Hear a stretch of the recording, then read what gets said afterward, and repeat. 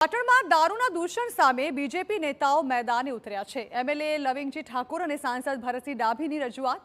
અનેક ગામના આગેવાનો સાથે એસપી અને કલેક્ટર કચેરીએ તેઓ પહોંચ્યા। દારૂબંધીની કડક અમલવારી માટે તેઓએ આવેદનપત્ર આપ્યું। જનતા રેડ વખતે બુટલેગરોની દાદાગીરીને લઈને એસપીને રજૂઆત કરવામાં આવી। પોલીસ તંત્ર ડીવાયએસપીના માર્ગદર્શન હેઠળ 4 ટીમ બનાવશે। ગામે ગામ રચાયેલી કમિટીઓ દારૂના અડ્ડાઓની પોલીસને માહિતી આપશે।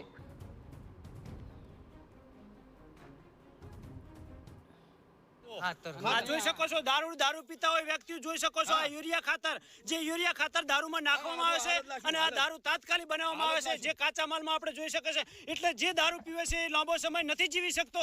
તો જે દારૂ પીતા હોય એ લોકોએ સમગ્ર વિચારવા કરવા જેવી બાબત છે। આ કાચા માલમાં તમે જોઈ શકો છો આ દારૂનું બનાવવાની પ્રક્રિયા છે અને આ કાચો માલ હાલ જ નાશ પામે છે અને આ કાચા માલનો નાશ કરવામાં આવે છે જેમાં યુરિયા ખાતરનો ઉપયોગ કરવામાં આવે છે।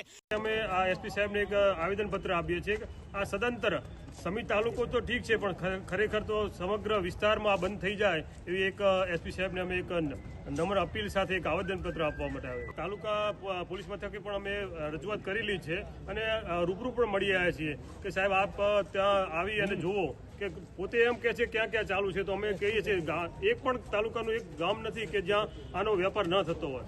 તો આપણે ખરેખર તો આ એક નિંદનીય વાત છે। અમે પણ ગામમાં ટીમ બનાવી છે જ્યાં કાંઈ આ દૂષણ થતું હોય એની જાણ અમારા ગામ સમિતિના લોકો દરેક આ વિસ્તારમાં ગામ સમિતિઓ બની છે।